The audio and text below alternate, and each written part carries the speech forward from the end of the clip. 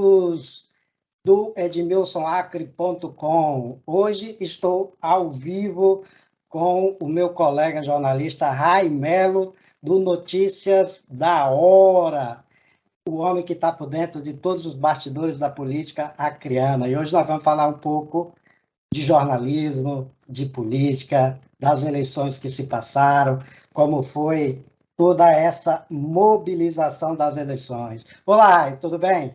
Tudo bom? Boa tarde. Boa tarde. Rai, para começar, eu gostaria que você nos falasse de como foi o seu começo de história no jornalismo. Foi ali um pouco anterior ao AC 24 Horas, né? Você tinha um site próprio para depois ir para o AC, não foi isso? A verdade, Edmilson, eu comecei no jornalismo impresso, né? Eu comecei na Gazeta, né? Juntamente com o Roberto Vaz, que é o dono do AC 24 Horas, que ele era o diretor nessa época.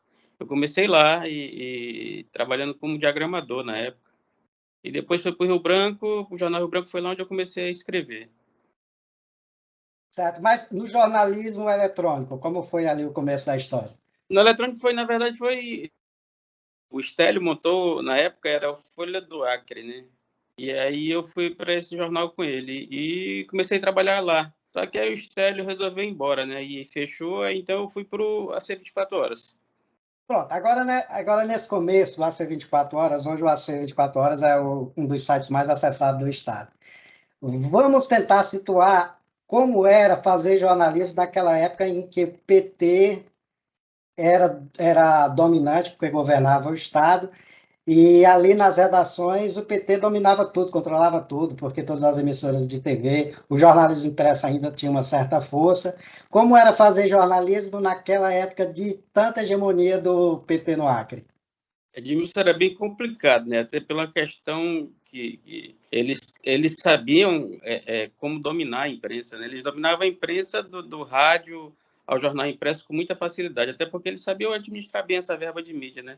Então, fazer jornalismo online, né, naquela época era bem complicado, porque controlavam tudo na base do processo também, né? Era muito processo, era muita audiência, sempre foi assim, né? A resposta deles naquela época era quando eles não podiam controlar, era na justiça, né?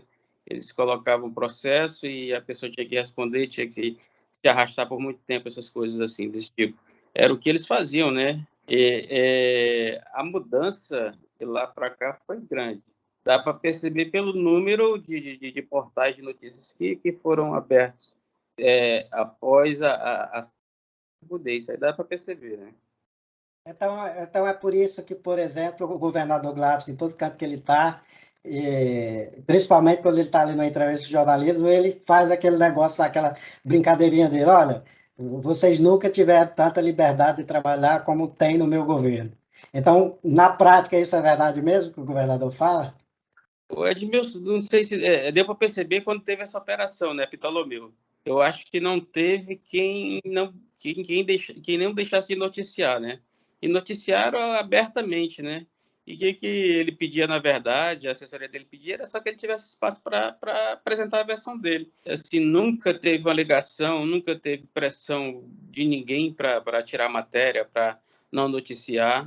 Eu acho que a grande mudança deu para perceber nessa época, né, que teve esse escândalo e que ele não tentou brecar a divulgação de nada, né? Foi tudo para o ar, em sites, em TVs, em jornais, até o único impresso que tinha, né?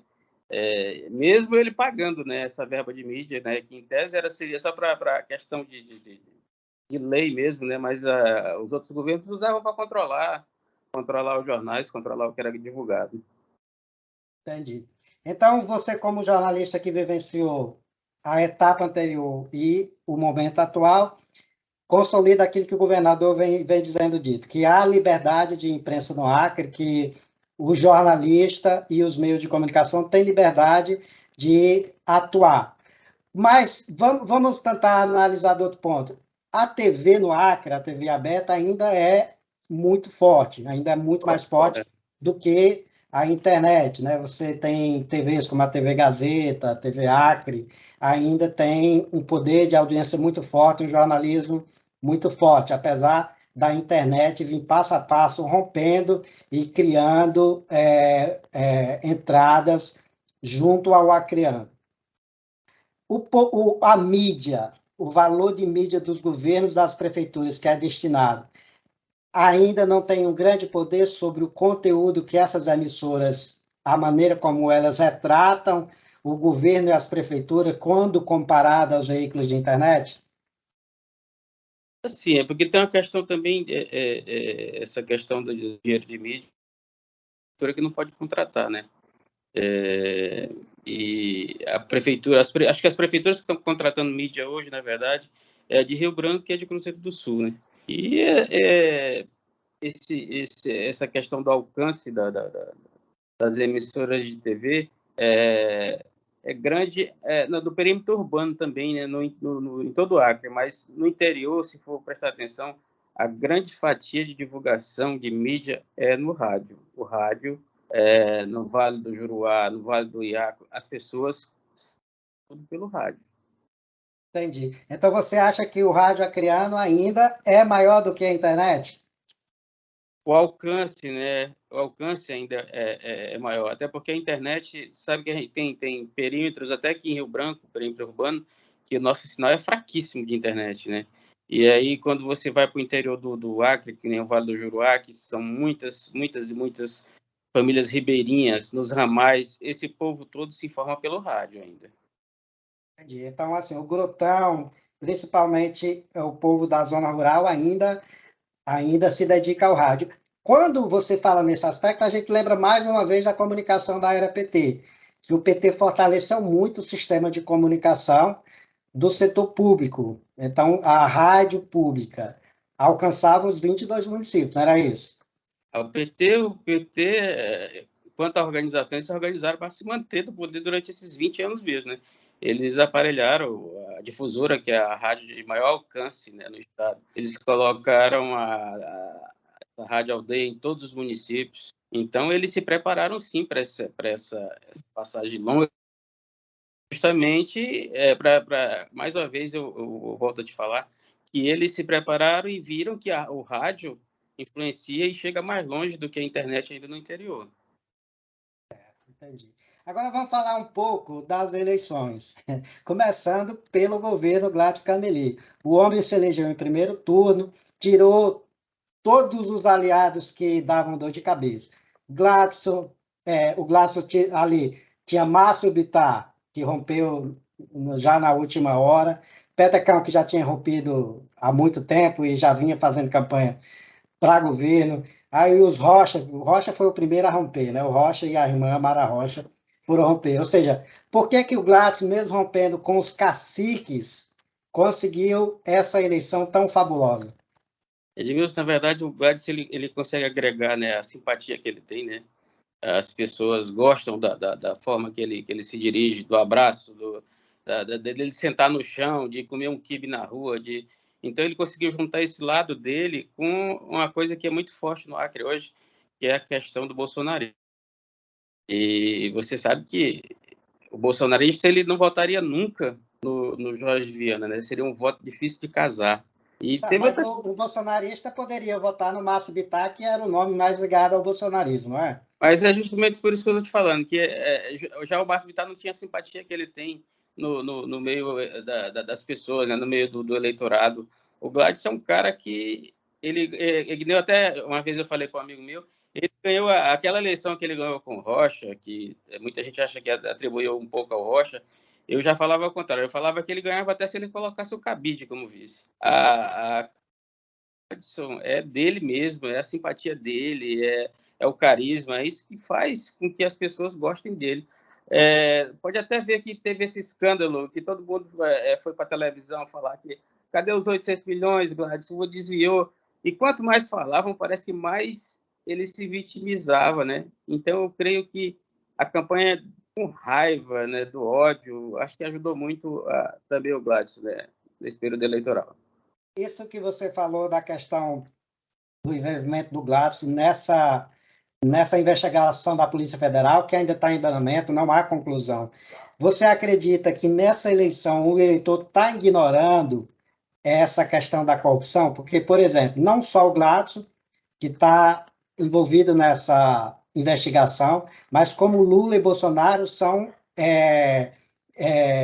tem governos com histórico de longa corrupção. O Bolsonaro mesmo tem 30 anos de Congresso, tem rachadinha, inúmeros escândalos de corrupção, desvio de dinheiro em ouro e etc. Você acredita que nessa eleição o eleitor não está dando foco aos escândalos de corrupção? Edmilson, eu tenho o seguinte pensamento, eu acho que isso aí se deve muito à falha das investigações, à falha nos procedimentos, entendeu? Aqui no Acre mesmo, a gente teve aquela Operação G7, né? E foi um escândalo, prenderam gente, e a Polícia Federal levou carro, levou muita coisa das pessoas, e no final das contas, todos foram inocentados, né? Então, eu creio que a pirotecnia, a falta de preparo das investigações, faz com que a população também não acredite mais tanto nessas operações. Vê o caso também do Lula aí, que até o STF, né, que é o grande, tido como o grande vilão do governo Bolsonaro, anulou o processo para voltar para a estaca zero, né? Não que ele inocentou ele, né? Que a verdade é essa, que ele não inocentou. Mas isso aí já cai no meio da população como se ele fosse inocente, né? Isso aí. Então, eu acho que o grande problema vem sendo isso, a falha. Essa parte do Lula, o Lula não foi inocentado no processo do Supremo, porque o Supremo não diz que se ninguém é culpado ou inocente. É o juiz de primeira instância que determina a culpabilidade, que no caso foi o juiz Sérgio Moro. O que o juiz decidiu ali foi a anulação de todo o processo. O que o petismo diz é aquilo que está na Constituição. Todo mundo é inocente se você não é condenado. Então, é o princípio da inocência. Então, o Lula é inocente porque ele só é culpado se condenado for.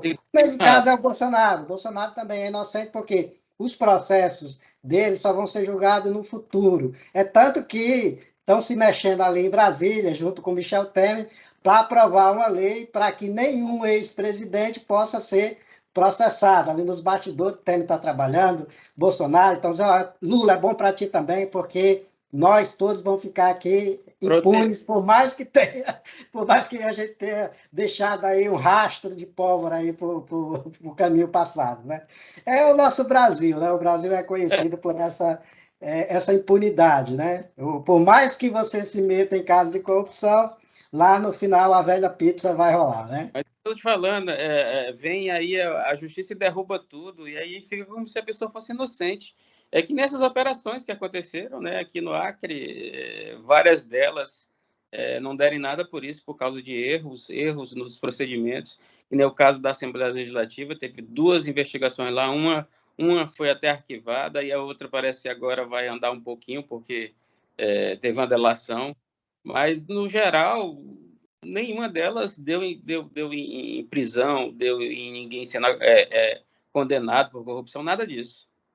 Então, esse é o problema do Brasil, né? Que não dá mais, você não consegue acreditar nas instituições, porque no final ninguém nunca é punido pelos erros que cometem, né? Sempre há essas falhas que você está falando, falha na apuração, ou mesmo lá no judiciário, há uma atuação política que, mesmo que o cara seja culpado, ele vai se transformar em processo mútuo, junto ao judiciário. Posso te dar outro exemplo? Essa questão do Tribunal de Contas. O Tribunal de Contas, praticamente, ele existe de uma forma figurativa. Porque... É o faz de conta, né? Popularmente conhecido. No final das contas, quando ele daquilo ali, vai perguntar se alguém devolveu um dinheiro algum dia para os cofres, nunca devolveu, sabe? Aquilo ali é uma coisa que é só... eles tomam uma decisão, no final os vereadores revogam a decisão deles, né? A Assembleia revoga, então é uma coisa que praticamente é um faz de conta mesmo. Entendi. Agora vamos falar, e a família Salles? Você conhece bem lá Cruzeiro do Sul, atua bem no jornalismo ali. O que foi que aconteceu com a família Salles, que perdeu para prefeito na eleição passada, em Cruzeiro do Sul, e agora a Jéssica Salles, que até pretendia concorrer ao Senado, perdeu, é claro que por falta de legenda, ela foi bem votada, mas a mãe dela não teve esse número muito grande. Foi eleita, mas a votação dela não foi como nas eleições anteriores. Como é que você avalia a família Salles? Isso, assim, o que aconteceu nessas eleições não foi nada atípico. São dois fatores. Uma questão foi a organização, quando as pessoas dizem assim, o Gladys é um cara que não sabe fazer política. Todo mundo se engana com o Gladys. O Gladys conseguiu organizar o interior, a política, que nem...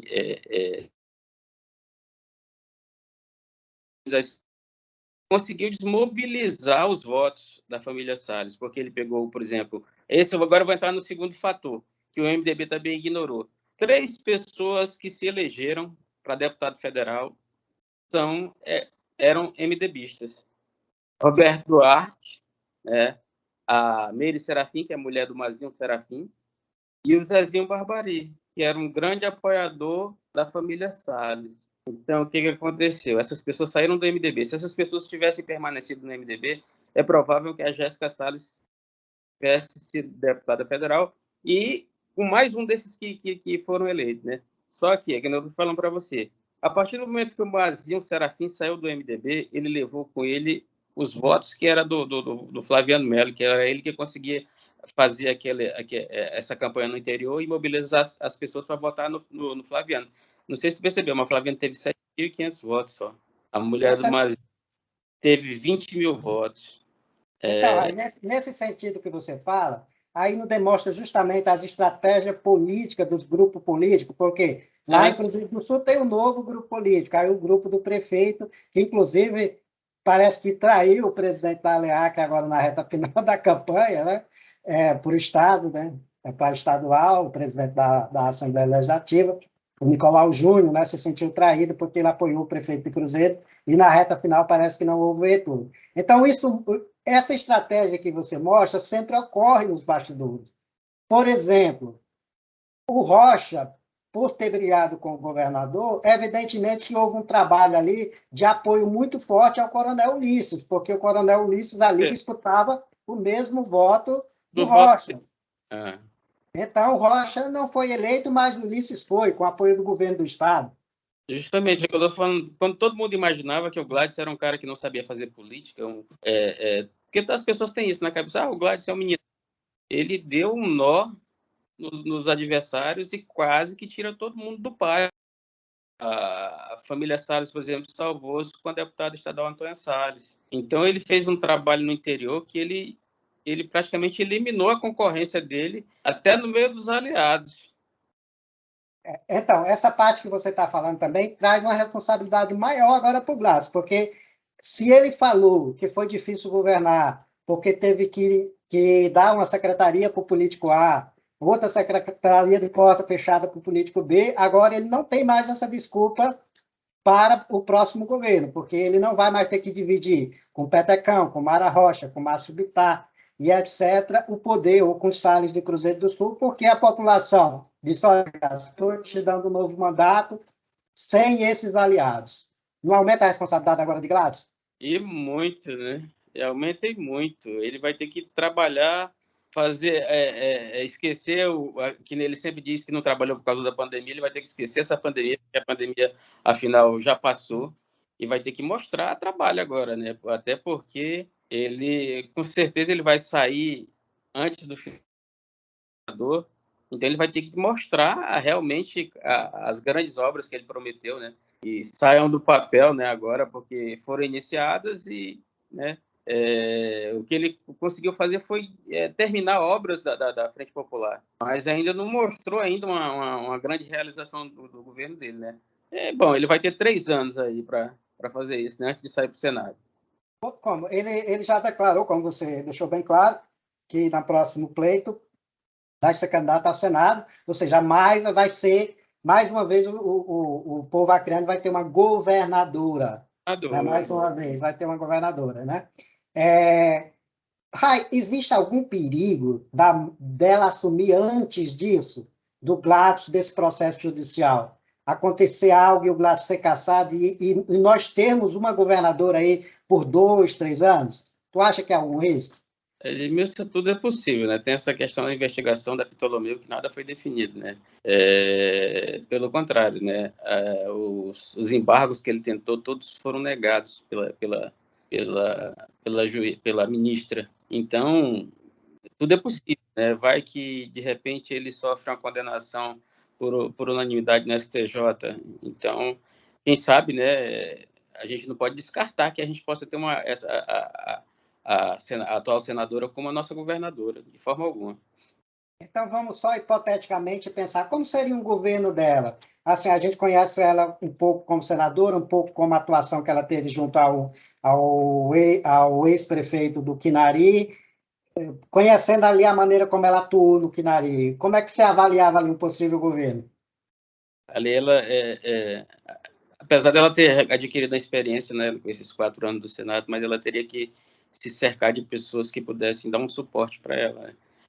Até porque as pessoas que assessoram ela hoje no Senado, a maioria delas são do Quinari, né? São pessoas que vieram de lá, não que sejam menos preparadas do que outras pessoas, mas que são pessoas mais simples que ela colocou como se fosse para dar espaço familiar, né?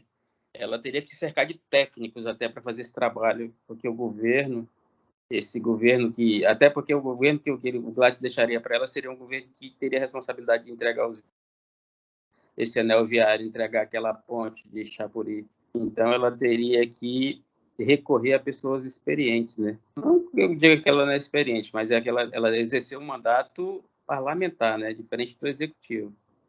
Então, como é que você avalia como fica agora, daqui para frente, ela e o prefeito Bocalão? Porque eles sempre foram aliados, inclusive o Bocalão deve a ela o mandato de prefeito, porque foi ela que brigou ali com o Gladys para pôr o Bocalão, junto com o Petecão, colocar o Bocalão ali para ser candidato. Como é que fica essa aliança dela com o Bocalão? Bom, já tem gente dizendo que as pessoas ligadas a ela vão ser exoneradas, né, da prefeitura, né? Até porque ela também tem espaço no governo para colocar as pessoas dela. Mas essa relação só vai existir novamente se acontecer é, esse caso do Gladys ser afastado. Mas por enquanto eles estão rompidos, né? Até porque abertamente ele anunciou apoio ao Petecão e a candidatura da Márcia Bittar ao Senado, né? Então, eu creio que essa aliança só voltaria nesse caso aí, se houvesse esse afastamento do Gladys. Mas, por enquanto, eles não têm a mínima, acho que, possibilidade como aliados novamente. E agora, avaliando a questão do Petecão. O Petecão, assim, a gente estava desconfiando muito das pesquisas, não acreditava que, de fato, as pesquisas apontavam o Petecão com 5%, 6%, e as urnas comprovaram que, de fato, ele só tinha os 6% que ele tirou nas urnas, né? Então, ou seja, nesse ponto as pesquisas acertaram, encheram quase todas, disseram a mesma coisa, houve o acerto das pesquisas. Mas o Petecão foi para a balsa junto com a irmã, que não se elegeu para deputado federal, inclusive aquela briga danada lá no comitê com a vice-prefeita, a esposa do Petecão. Como é que você avalia agora o cenário do Petecão? Tem mais 4 anos de governo, mas o grupo dele sai muito enfraquecido?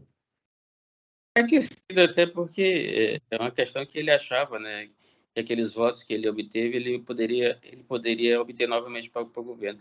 Mas há uma diferença muito grande, Edmilson.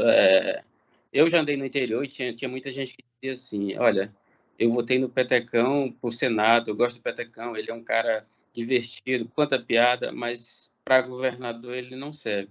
Então, isso aí se repetiu, né? Muita gente falava isso, que pô, o cara é bem-humorado, mas é aquela coisa, ele não tinha o perfil que as pessoas queriam para ser o cargo executivo. Acho que aconteceu foi isso. Agora vai sair não, ele saiu pequeno, né? Quase o tamanho do Montana, né? Mas ele tem 4 anos pela Inclusive, frente. na charge, o pessoal ficava perguntando o que é aquilo ali nas costas do Petecão. Aí eu disse, não é o Montana, o anelzinho do Petecão.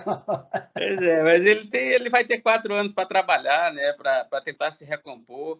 Eu acho que nunca é tarde, né? Para tentar mudar esse estilo dele, porque o Petecão ele foi para a campanha com um estilo que não é o dele também. Ele foi muito agressivo, né? Ele tentou ser uma coisa que ele não é. Então, a partir do momento que ele assumiu aquele papel do cara que partia para cima, que queria sangue, que acusava esse governo que está aí. Então, aquela posição dele, eu acho que ele foi muito mal orientado. Se ele tivesse sido petecão mesmo, acho que ele tinha tido mais votos. Ele tentou colar ali o esquema de corrupção mas não pegou. É o que nós já falamos anteriormente, essa eleição não pega a questão de corrupção. Não, Se corrupção pegasse, Lula e Bolsonaro não estaria no segundo não. turno. Estaria Simone Tebet e Ciro Gomes. Esses dois estariam hoje disputando o segundo turno. Então, essa eleição não é eleição de se falar em corrupção. Como é que a gente avalia agora o Bittar? O Bittar relatou do orçamento, inclusive do orçamento secreto em Brasília. Muito dinheiro que veio para o Acre. Por que que Bittar não conseguiu tirar a esposa candidata ao Senado com a votação tão pífia que, inclusive, perdeu para o Genilson e para o Ney Amorim? O Edmilson, uma das pessoas criticarem o eleitor do Acre, o eleitor do Acre, ele é sábio, sabe? O eleitor, ele percebe a movimentação. E, assim, existia um projeto familiar, né? Estava na cara que o que ele queria era eleger a esposa, né? Seja vice-governadora ou ao cargo no Senado. Mas a população percebeu isso e disse não, né? E o Márcio,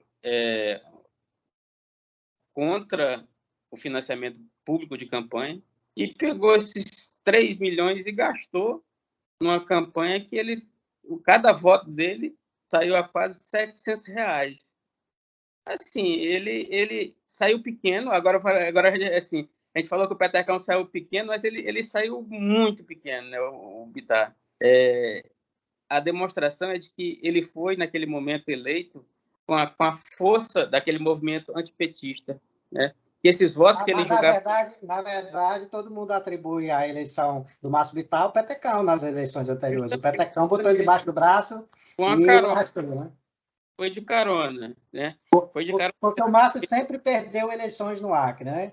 Todos os pleitos que ele disputa, ele Mas, perdia, à exceção de ter ganho ali para deputado federal. mas tem que ver que naquela época que ele foi candidato ao governo junto com esses partidos, ele sempre tinha muito voto, né? Porque é os votos dessa galera todinha, do PP do Gládio, do MDB do Flaviano. Então, assim, agora ele foi sozinho e ele viu que esse ir sozinho, para ele, revelou o tamanho que ele tem na política do Acre, né? E é aquele, né? Ele não tem esses votos que ele imaginava que tinha, né? Certo, agora vamos falar do Jorge Viana do PT. Ali no seu, na sua página, ali no blog do Raio, você disse ali que bateu um zum, que o Jorge Viana sabia que ia perder, tanto para o governo quanto para o Senado.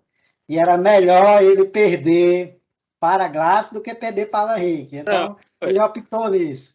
o que aconteceu foi o seguinte: eu fiz a primeira atualização mostrando que ele tinha tirado o Marcos Alexandre de uma disputa certa para deputado estadual e com a possibilidade de levar mais um com a força da votação dele, né?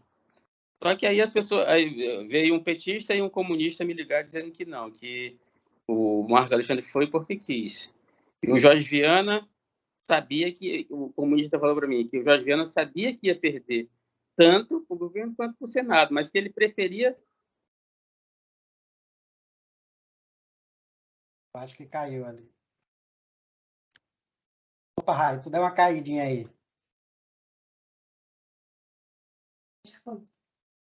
Raio, eu acho que ele caiu aqui.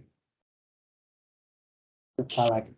Opa, voltou. Opa, deu uma quedinha rápida aí, mas voltou já.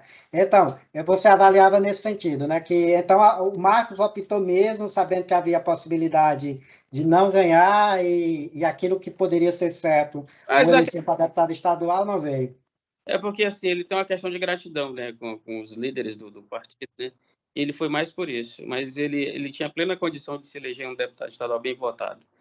Agora o Jorge Viana, que nem a pessoa que me ligou disse desde o começo que ele ia perder. Então ele optou, ele achou que seria mais vantajoso ele perder na disputa para o governo com Gladys do que perder para um cara que praticamente é novo na política, que nem o Alan, né?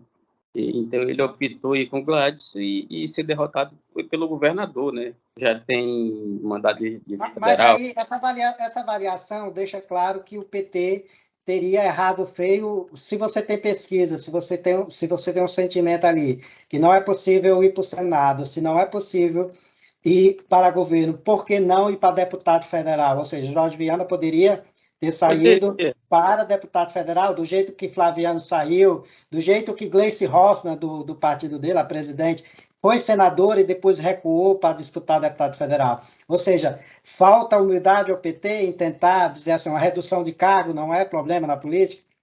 Falta humildade muita, né? Porque a questão do Jorge é que ele acha que ele ainda é aquele Jorge que combateu o esquadrão, que ele ainda é aquele Jorge que fez acontecer, né? E não é mais. Ele, das últimas vezes que ele tentou transferir votos, que foi na eleição que o Edvaldo Magalhães concorreu para o Senado, que ele tentou fazer a mesma coisa que fez com o Geraldinho, ele já não conseguiu. E é aquela coisa, a pessoa vai perdendo força política, não tem jeito. Exatamente. A lembrança vai ficando para trás, a lembrança de quem viveu o governo. Hoje a juventude, quem tem seus 20 e poucos anos, não sabe o que foi o governo Jorge Viana, não tem lembrança nenhuma, né? Não sabe o que aconteceu, né? Apesar de que, historicamente, se você vai estudar, dizem, teve um Acre antes e um Acre depois de Jorge Viana. Mas isso é algo que vai ficando para a história, né? E eu acho que teve outra coisa também, que foi essa onda antipetista. Apesar deles terem feito muita coisa, parece que essa onda ela bateu e eles achavam que agora já estaria mais amena a onda, mas a onda continua, né? E o povo daqui demonstrou que é extremamente bolsonarista, né? Isso aí prejudicou demais a questão deles também querer recomeçar pelo governo, né? Agora vamos diferenciar um pouco, porque no Acre o PT nunca ganhou uma eleição nacional, mesmo no auge, mesmo quando o PT estava ali com Bill Marx fazendo muita obra, já anunciava a construção, que era um sonho do povo de Cruzeiro do Sul, jurar a construção ali da BR, as pontes tudo construídas, ou seja, você estava no auge, mas o PT perdia todas as eleições. Perdeu para Fernando Henrique, Aécio Neves ganhou, Alckmin ganhou, ou seja, todo mundo sempre ganhou as eleições no Acre. Então, não é novidade o Bolsonaro e o bolsonarismo ser forte no Acre, não é? Não é não. Mas só que assim, quando o PT ganhou, o Jorge Viana conseguiu, no começo do governo, conseguiu colocar salário em dia, conseguiu fazer obras importantes, né? O Jorge Viana colocou o Estado nos trilhos, realmente. Então, isso aí diferenciou muito ele da...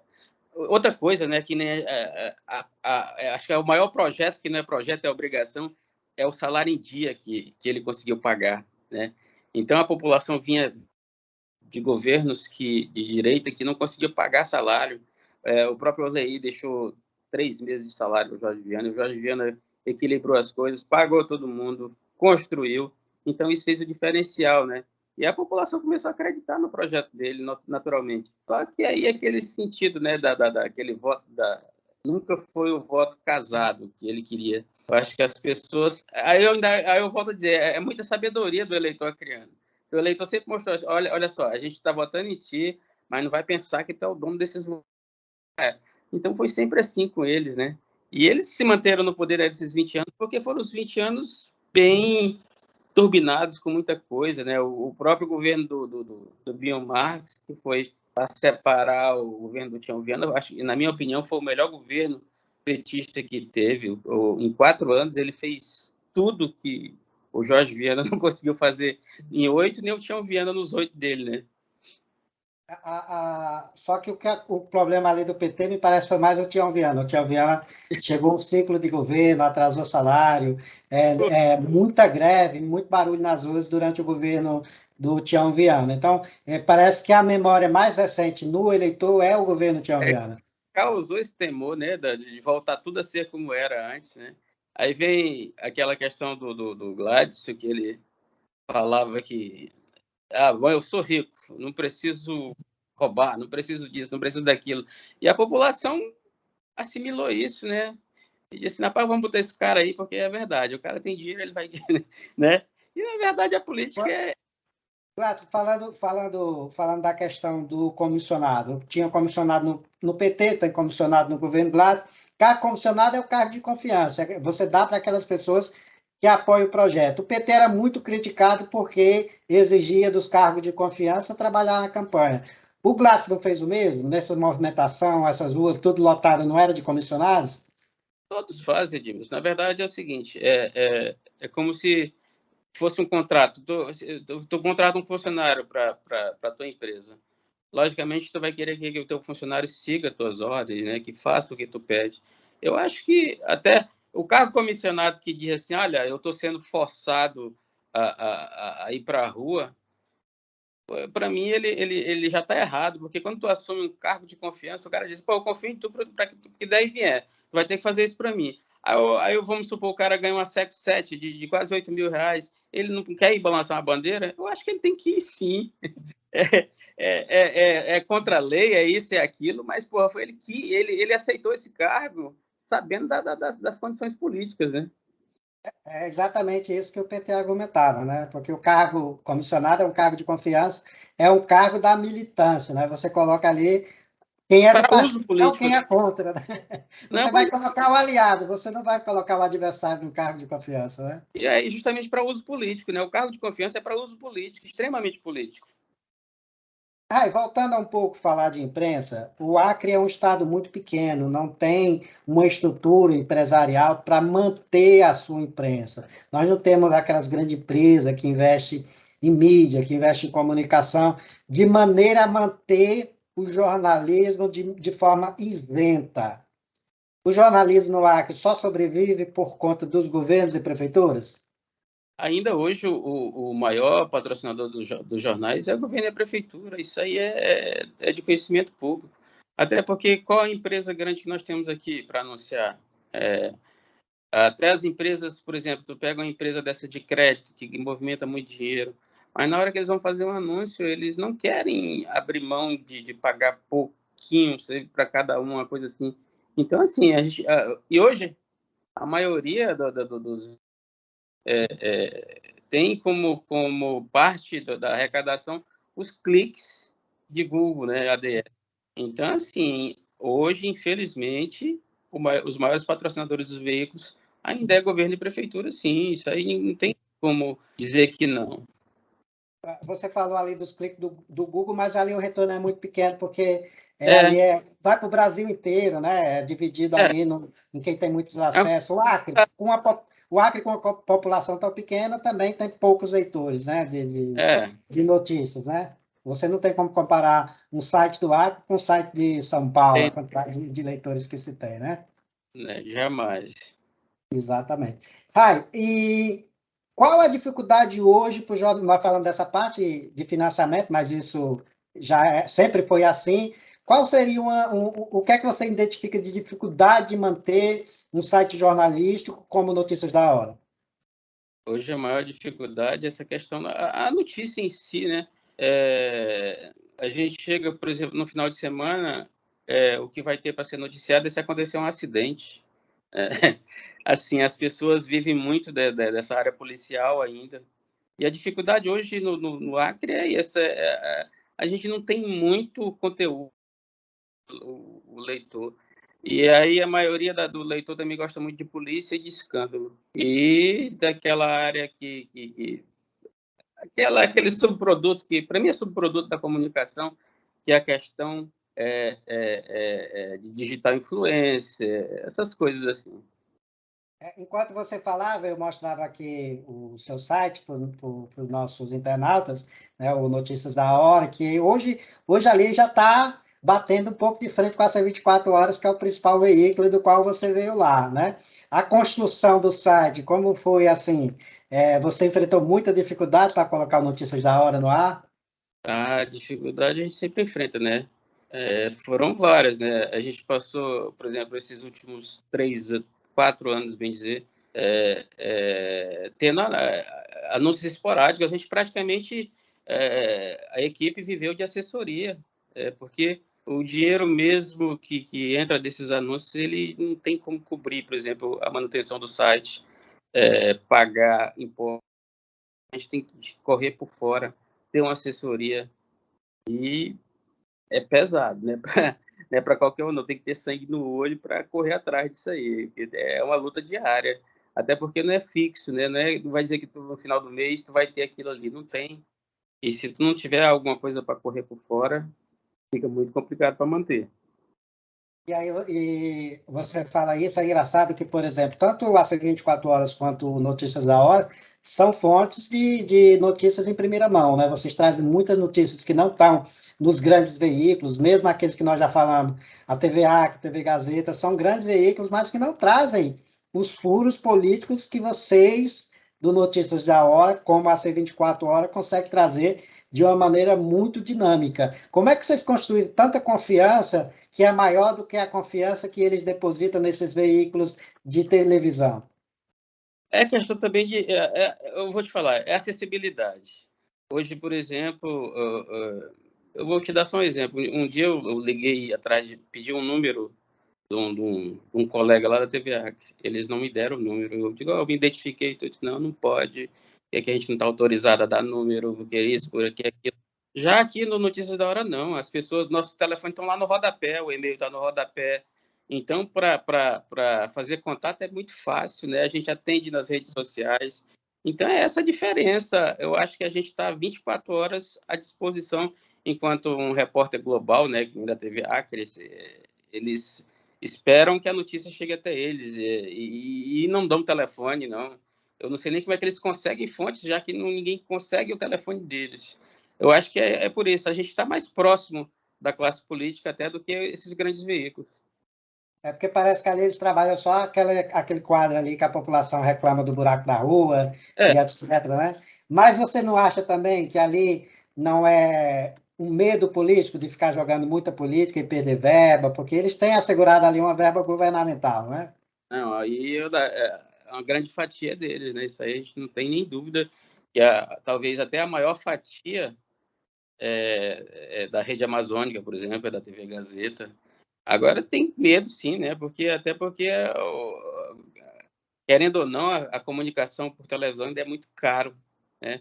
A internet não, a internet a gente já tem um custo baixo, mas eles não, eles têm equipamentos, tem carro na rua, tem equipe, tem câmera, então eles realmente têm um medo de mexer muito na área política e causar agora vai dizer assim, desabastecimento de dinheiro da empresa deles. Porque a gente vê ali, vez ou outra, a gente vê no Gazeta Entrevista, da TV Gazeta, que ali o Itaú Arruda, de vez em quando, dá uma apertadinha no político que está. Mas ele dá uma, duas apertadinhas e recua. A gente vê ali que é uma coisa meio estratégica. Tem que apertar um pouquinho, mas não pode ser muito.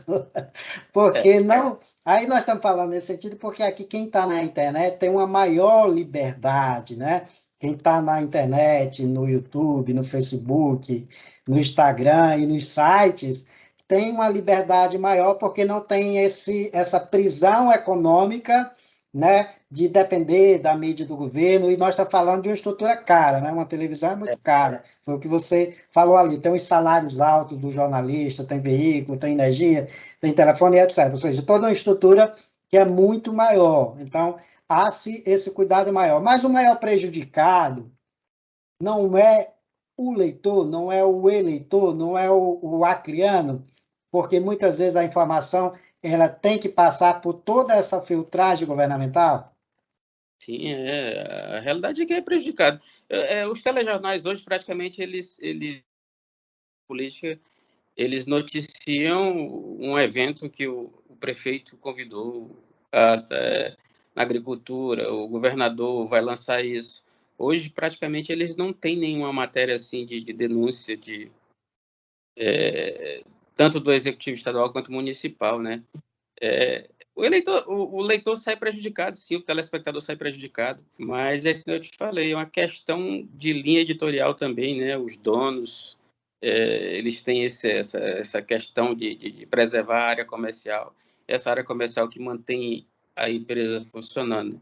Então, eles têm sim. E o leitor, o telespectador sai perdendo, mas é uma questão que é de linha editorial de cada um, né? Rai, você falou bem nesse ponto, e aí entra a questão do jornalismo investigativo, que é um jornalismo difícil de fazer, caro, demorado, porque, por exemplo, se você pega uma pauta, você pode ficar ali 2, 3 meses tem pautas de jornalismo investigativo para demorar um ano para você divulgar uma notícia. O Estado do Acre não deixa de ser um palco de grandes decisões. A título de exemplo, a gente lembra do Chico Mendes, dos quais as manchetes ganharam o planeta inteiro, né? Chico Mendes foi notícia no mundo inteiro, nos Estados Unidos, na Europa. A gente não pode esquecer o caso da motosserra, que também deu muita notoriedade ao Acre. E o Acre sempre, vez ou outra, tem esses picos de jornalismo muito alto. Como esses picos acontecem a partir do teu ponto de vista, já que nós, jornalistas do Acre, não temos essa estrutura de investigação? É o jornalismo que vem de fora para conseguir fazer esses furos? Nem sempre, né? O caso do Hildebrand,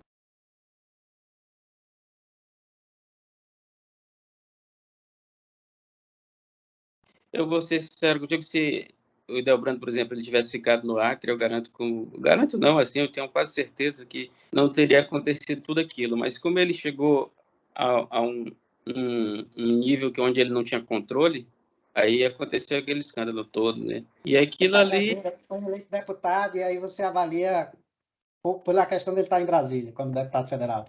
Exato. Eu acho que tudo só aconteceu porque ele cresceu nesse sentido político e saiu para deputado federal. E quando chega em Brasília, Brasília é diferente do Acre. Brasília, ele não teria o controle, né, da situação que ele tinha aqui. E eu acho que... Bom, e é que nem tu disse, assim, as pessoas, quando... Eu te garanto que cada um desses eleitos do Acre hoje, desses que vão chegar em Brasília, já tem 1.001 repórter em nível nacional pesquisando a vida deles. E daqui a pouco vai aparecer uma matériazinha daquilo, uma matéria daqui. Então é isso. A gente vê isso, você fala, o jornalista já fica preparado, porque, por exemplo, no dia que a Maísa, senadora, assumiu o mandato do Gladys, já tinha uma grande reportagem lá falando daquele caso dela do Quinari, do caso de corrupção, que ela estava sendo julgada e que tinha sido condenada, porque ela foi condenada na primeira instância, né? Nas outras instâncias que ela conseguiu reverter. Ou seja, isso que você fala, o jornalismo lá fora investiga bem, aprofunda bem antes de trazer aquela notícia, né? Tem estrutura, recursos. Que nem você falou, tem reportagem que a pessoa tem que viajar para o local, ele tem que ir lá, ele tem que procurar documentos, ele tem... Então, assim, um veículo pequeno do Acre, apesar de estar no meio por exemplo, da notícia que nem aquela do Chico Mendes, do Hildebrand, não tem esse recurso, essa estrutura para bancar um repórter, porque a maioria desses repórteres que fazem essas reportagens sabe que eles não aparecem, né? É igual aquele repórter secreto que tinha na Globo, esse cara, ele não põe a cara dele na notícia. Então ele pesquisa, ele vai atrás, e outra coisa, né, com grande suporte financeiro para fazer isso. É por isso que, por exemplo, assim, tem que ser um jornalista de fora para que nem tu falou do furo do Hildebrand, essas coisas. Até porque eu acho que já tinham equipes aqui há muito tempo fazendo esse levantamento, né, dessa questão do coronel. Tanto que quando ele foi preso lá em Brasília, estava todo mundo esperando na porta do apartamento dele, né? Era uma coisa que era questão de tempo, até porque eles já tinham todo o material preparado, né? É isso, é a estrutura. Agradeço a você ter aceito o convite de forma rápida. Nós tentando fazer aqui, nós vamos falar com outro jornalista do Acre, trazer esse panorama para o nosso canal, para entender um pouco como funciona o nosso jornalismo. Eu fico muito grato ao RAI, que com muita luta está batalhando aí com o jornalista Notícia da Hora. Como eu já falei anteriormente, é um site que sempre está trazendo grandes furos aí no jornalismo político acreano. RAI, como é que você vê, qual é a perspectiva dos próximos 5, 10 anos no jornalismo acreano de internet? Porque a tendência não seria essa, o jornalismo de internet se consolidar, porque com o passar do tempo, todo mundo tem um celular na mão, a internet, a única coisa que pode acontecer é ela melhorar, ela tem que melhorar, ela tem que chegar a todos os municípios. A gente não vai ter mais lá no futuro, sei lá, na perspectiva desses 10 anos, há que se falar que tudo vai estar vinculado à internet. Como é que você vê o jornalismo acreano dentro dessa perspectiva de vários anos? Eu creio que tem muita coisa ainda vai acontecer, muitas mudanças. Eu acho que até essa questão do jornalismo online hoje percebe que cada pessoa que tem um celular hoje é um jornalista, né? Ele vai para a rede, ele transmite live. Então, essa questão do jornalismo em si, essa coisa da comunicação de grupos, acho que a tendência dela é enfraquecer. Eu acho que eu não acredito muito nessa coisa de fortalecer um grande jornal online, até porque a notícia ela se tornou uma coisa que é de todo mundo, né? Ela não é mais aquela coisa só do jornalista. Hoje, Mas, quando... mas, mas aí não tem a diferença que o jornalismo pega aquele material cru que é divulgado pelo não jornalista e ele vai ver todas as visões possíveis, porque Exatamente entrar o nisso, leigo ele cara. traz só uma visão de mundo, o jornalista vai se aprofundar, vai trazer a visão do Não, jurista, a visão... eu ia entrar exatamente nisso. Às vezes não, tem muitas vezes. O jornalismo online ele pega coisas das redes sociais. E aí é que nem eu ia te complementar sobre isso aí. Aí ele corre atrás de um lado, corre atrás do outro, até porque a notícia da rede social é uma notícia de um lado só, né? Então isso aí requer apuração. Tanto que a grande preocupação do Notícias da Hora hoje é colocar os dois lados, até para a gente não errar, né? Não, mas, porque hoje, assim, se um jornal erra, aí cai na rede, a pessoa diz, olha aí, não corre atrás, eles não investigam, então é prejudicial. É Inclusive, aquela... agora houve o fato, só lhe interromper, houve esse fato agora durante a Polícia Federal, que colocaram o candidato Fábio Arrueda na investigação sem que ele estivesse, né? Olha que foi um grande veículo que fez isso, né?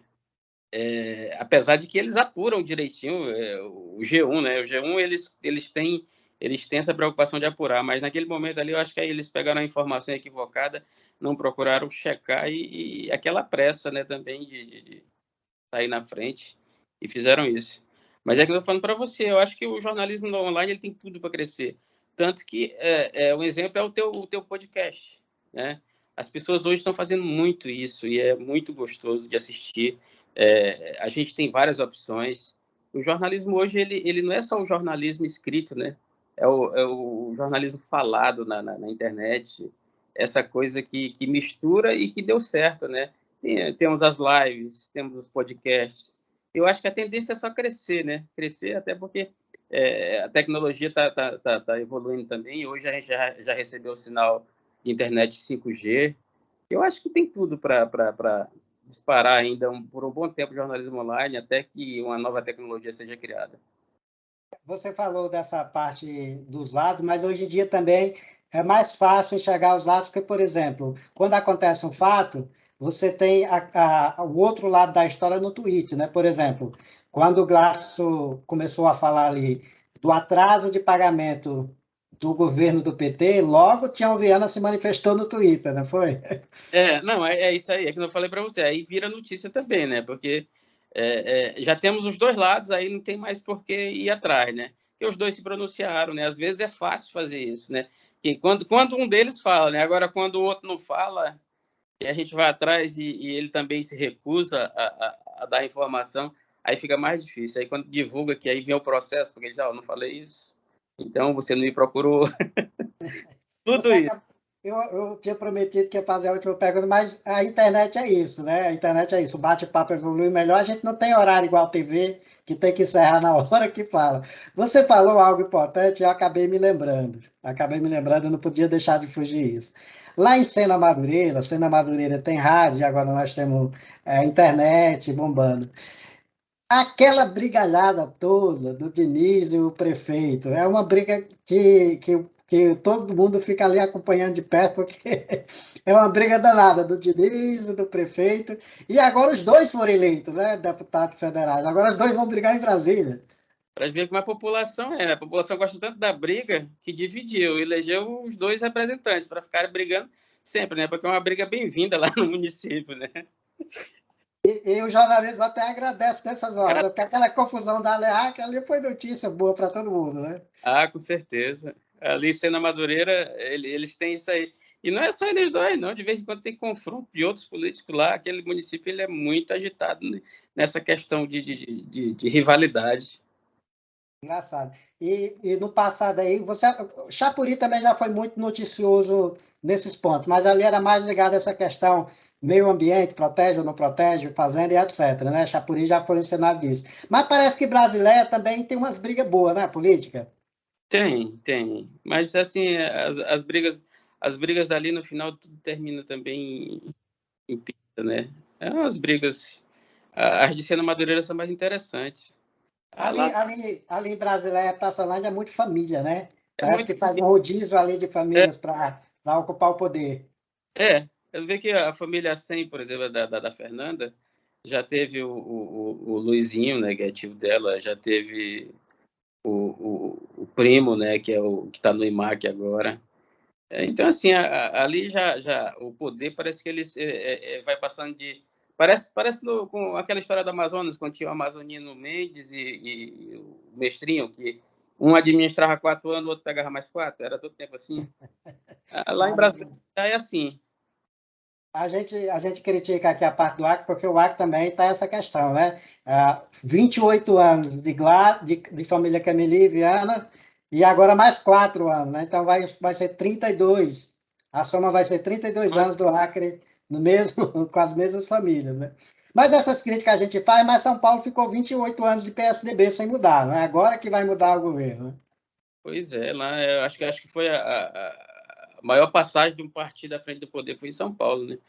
E aqui a gente aqui ficou só 20, né? Lá eles... São Paulo foram 28 anos, né, de PSDB.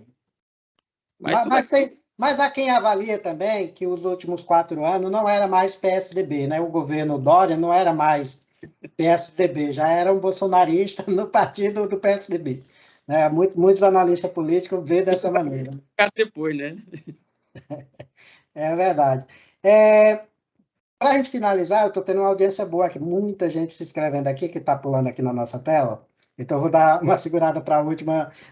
Como é que você vê sempre esse comparativo do desenvolvimento econômico de Acre e Rondônia? Porque sempre, quando é hora de comparar, é sempre com Rondônia. Eu vou te falar uma coisa. É uma questão, a questão política de Acre e Rondônia é bem diferente. Se você for... Acho que você já andou lá pelos municípios rondonienses. A gente vai passando e a gente vê que cada um deles é mais desenvolvido do que o outro, né? E aí eu acho que nem tanto pela questão ambiental, tanto pela questão empresarial. Lá as pessoas parecem que têm mais coragem de investir. Aqui no Acre é complicado porque, por exemplo, ficam esperando pelo governo. Lembra do governo Tião Viana? Ele montou aquela peixe da Amazônia, aí os empresários correram para cima, né? Todo mundo disse que eram cotistas. O governo saiu de dentro, quebrou.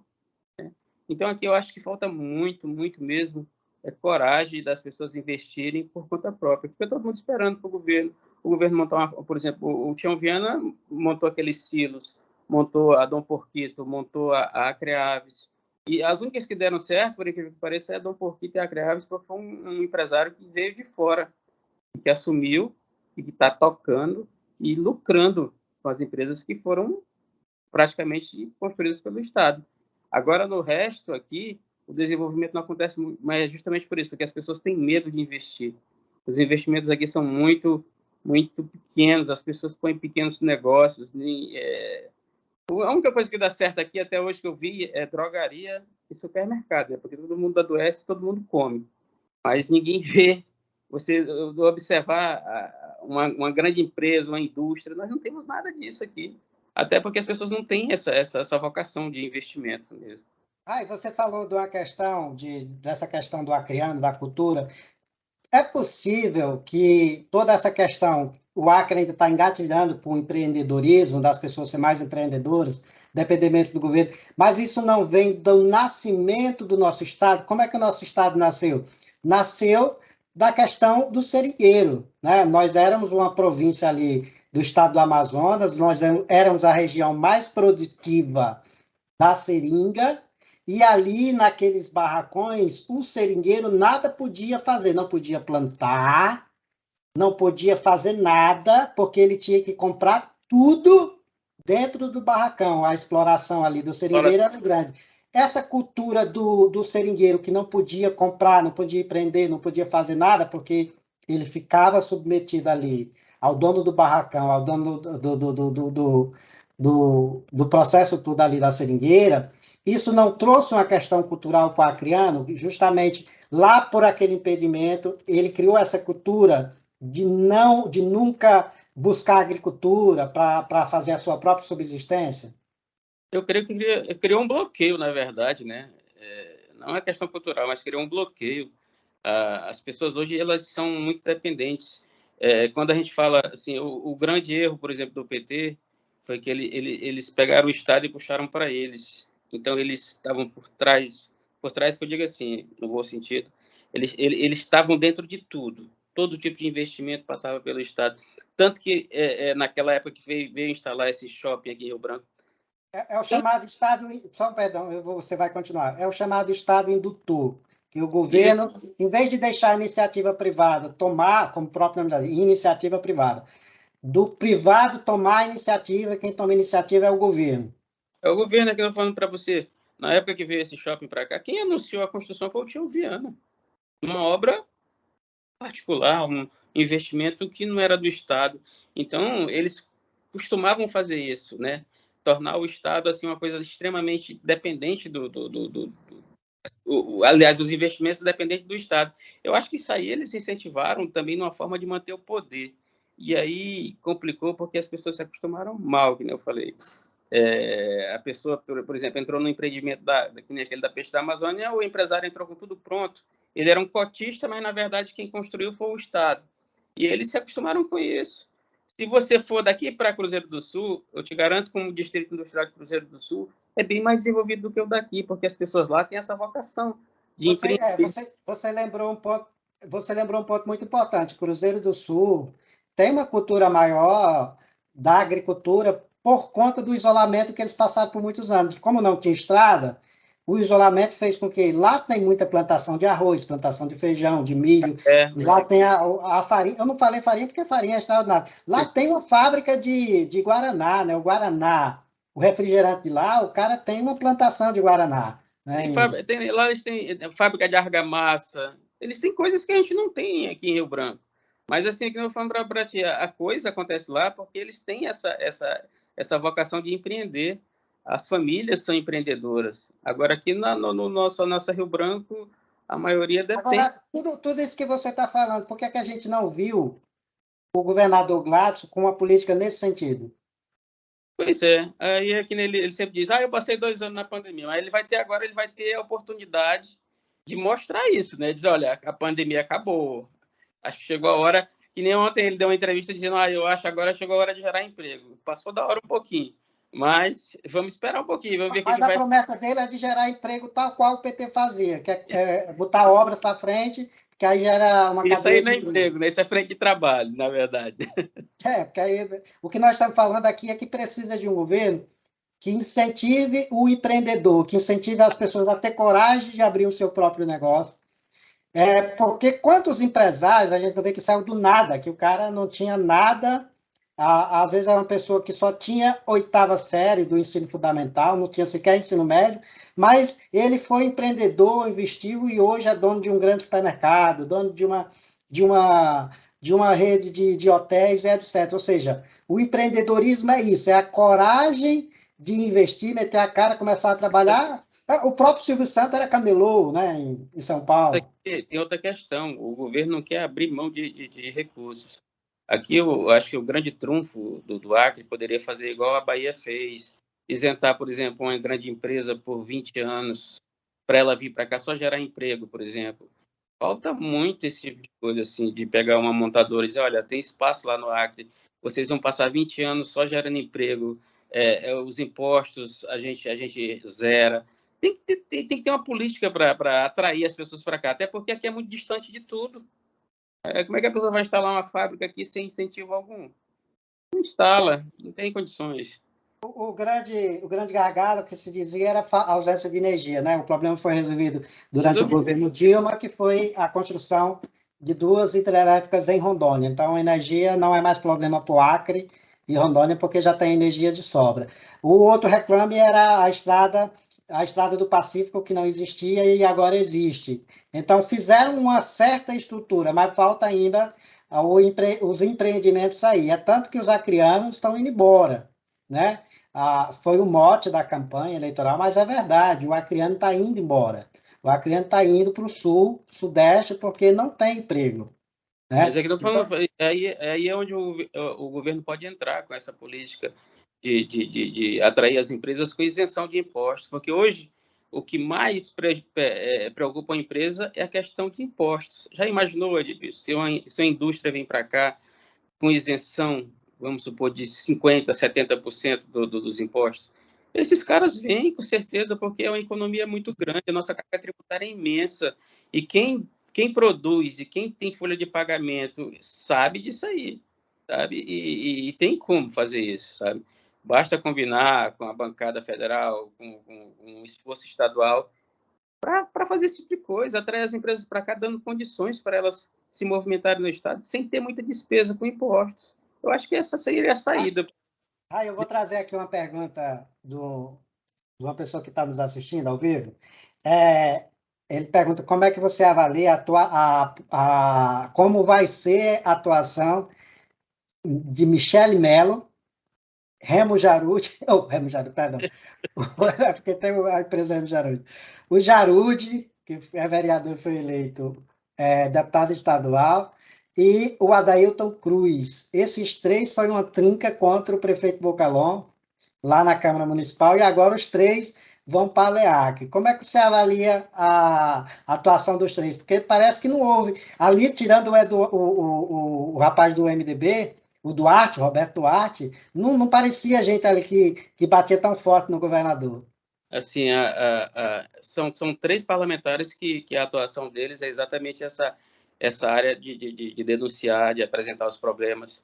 Aí vem a questão que a Michele é de um partido da base de governo, né? Que é o PDT. Vamos ver se ela vai ter essa mesma energia de enfrentar o governo, enfrentar a direção do partido e manter essa linha que ela tinha de denunciar. Já o Jarudi não, o Jarudi é um parlamentar que sempre demonstrou independência. Ele está no MDB, que o MDB foi oposição ao governo, né? Resta saber se esse MDB vai mudar e vai voltar para a base, né? Que eu acho que tudo é possível nesse momento, né? Vai depender muito das composições. Mas o Jarudi, ele tem uma linha que ele manteve desde o primeiro mandato dele, que é uma linha de independência. Eu acho que ele vai manter essa postura dele. Já o Adailton, né? Ele se elegeu também numa conjuntura que é de representar o servidor. E eu creio que ele vai manter a coerência também de representar o servidor. Ali, desses daí, me parece que dois, a Michele Mello e o Adailton, parece que vai herdar um espaço ali que o PT deixou, porque não tem mais PT na LEAC, e não tem mais o doutor Genilson, ou seja, o servidor público vai depender desses dois parlamentares ali para a defesa de pisos salariais, de melhoria de pagamento daqueles abonos, aquelas várias coisas. Ou seja, a educação não elegeu ninguém, porque tinha ali a representação do Daniel Zen, tem a menina do sindicato, não me lembro o nome dela agora, mas ela não foi eleita. Ou seja, parece que há um espaço muito grande para esses dois aí crescer, não é? Sim, com certeza, e juntamente com o Edivaldo, né? O Edivaldo Magalhães, que é um cara, é um político que sempre ocupou esse espaço da defesa do servidor, né? Sempre encampou isso aí.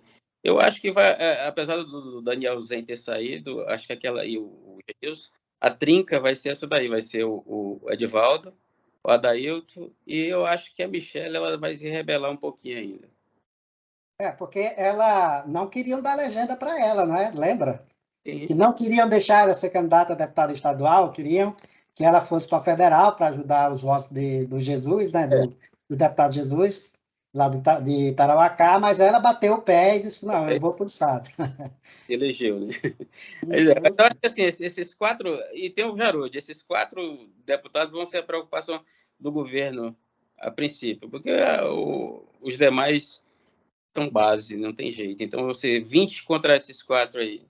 mas aí, governo, nós temos que lembrar da coisa chamada Centrão. O Centrão vai por cargos, ou estrutura que o governo der. Alguns deputados ali que se sentir que não teve os cargos suficientes como o outro colega teve, ele se rebela e sai do governo. Isso é muito comum, não é?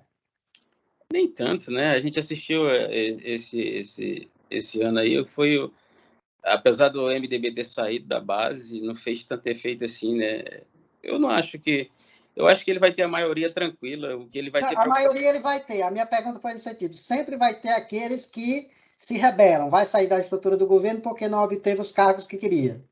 Nada, Edmilson, isso aí não acontece, não. Esses caras, eles sempre vão estar contentes, eles pegam um punhado de SEC e distribuem entre o povo deles.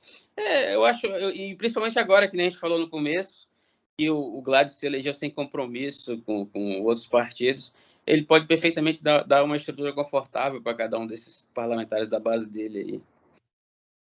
Entendi. Então tá ótimo. Por fim, agora realmente vamos encerrar. Como é que você avalia a derrota do Cadmiel, que representava ali o policiamento, né? Houve no final ali essa derrota de um representante do policial militar. Ele foi bem votado, né? Apesar eu acho que o culpado pela derrota dele ali foi o partido, né? Porque a votação dele, ele deu uma ampliada, né? Mas ele perdeu espaço porque ele fazia um jogo que era... Ele caiu, né? Caiu na hora que estava falando ali, fazendo a avaliação do Cadmiel. Peraí, voltou. Rai, você voltou, tá com o microfone desligado. Pronto, voltou. Deu uma quedinha aí, né? Sim, pois é, ele perdeu um pouco de espaço justamente porque quando tu representa uma categoria, que nem a Polícia Militar, e ser base ao mesmo tempo é muito difícil, porque ele fazia um discurso na rua, no meio do movimento dos policiais, ia para a Assembleia e votava diferente. Então, isso aí prejudica. Eu acho que uma pessoa que fez esse papel pela categoria foi o Rocha, quando foi deputado estadual, que ele era opositor totalmente, né? Ele não tinha compromisso com o governo.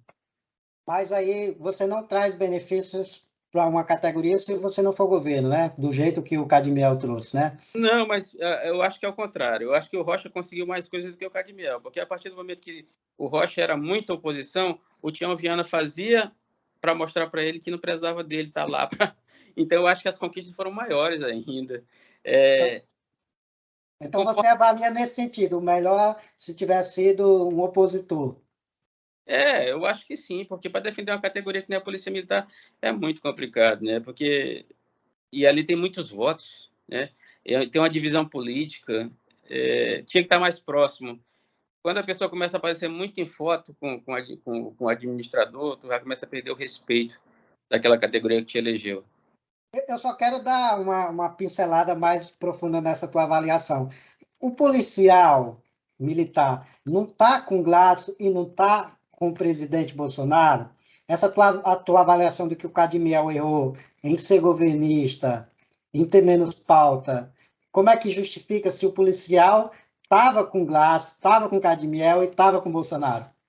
Mas ainda te falei, talvez o erro dele foi o partido que ele foi.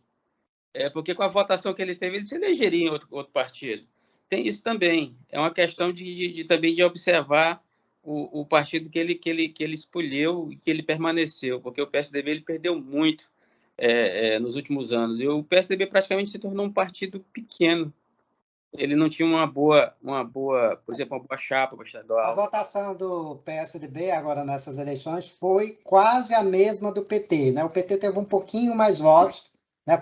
Ambos ficaram na casa dos 17 mil votos, né? O PSDB e o PT acriano, nós estamos falando da eleição para estadual, ambos ficaram no mesmo patamar, 17 mil votos. Isso significa dizer que os dois partidos têm se transformado a cada eleição em partidos menos relevantes para o eleitor acriano. Tá bom?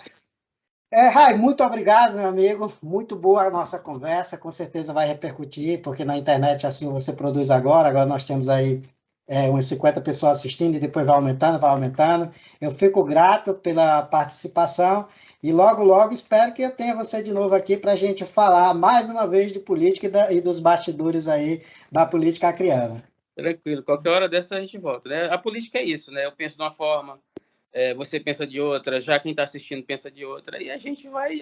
Aliás, a política ela é feita dessa forma, né? Se todo mundo pensar igual, também ela não vai representar muita coisa na vida das pessoas. Isso, a democracia é isso, tem que ter uma amplitude de ideias, né? Quanto mais ideias, quanto Melhor. mais cabeças se exponham, melhor, né? Muito E obrigado, meu amigo. falou, Sucesso pelo trabalho e parabéns pelo empreendedorismo no jornalismo acreano. qualquer coisa estamos por aqui. Precisando. Valeu, abraço. Tchau.